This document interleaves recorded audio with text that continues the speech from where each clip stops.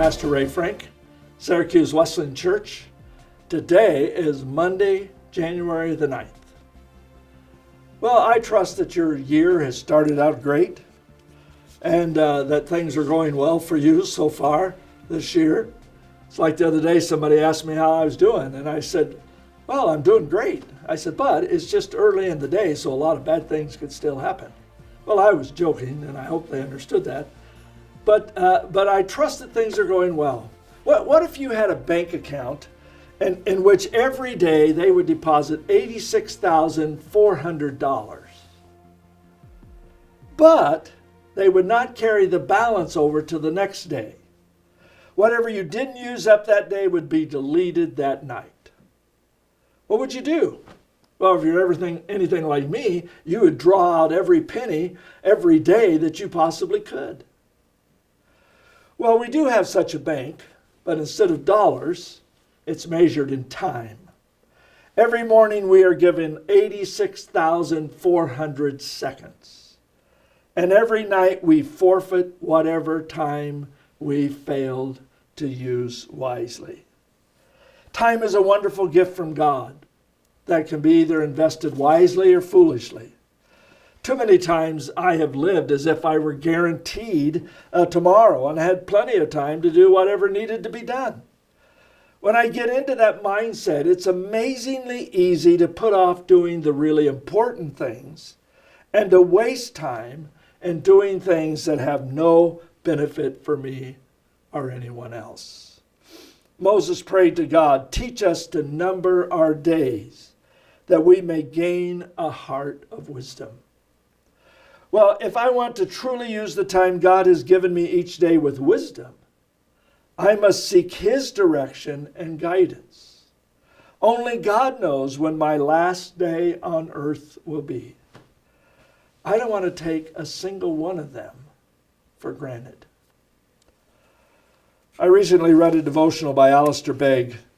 In our busy culture, we can become so preoccupied with living for the moment that we do not recognize the relationship between our mortality and sin.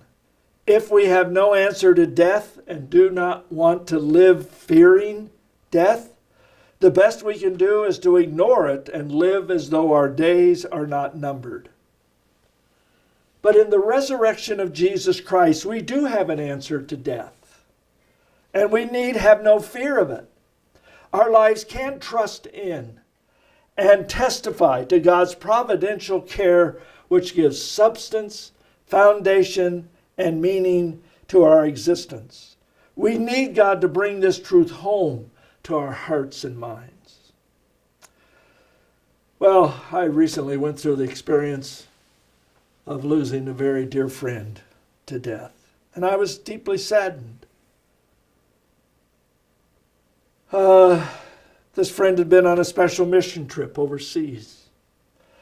And when I read the news of her sudden death, one of my first thoughts was about the last time I had seen her and her husband in our service on a Sunday morning, just a couple of weeks before they were leaving that afternoon, actually, and starting on their journey. And when I read the news of her sudden passing, I thought of that service. One of the thoughts that came to my mind, if I'd have known that was going to be the last time I saw her, I would have hugged her tighter and longer. I want to remind myself often that I never know when will be the last opportunity I have to tell someone that I love them and care for them. I suspect that we can't really ever do it too much. Pastor Begg ended his devotional with these words, but be as determined to avoid wasting time in this life as you are to avoid squandering the money in your bank account.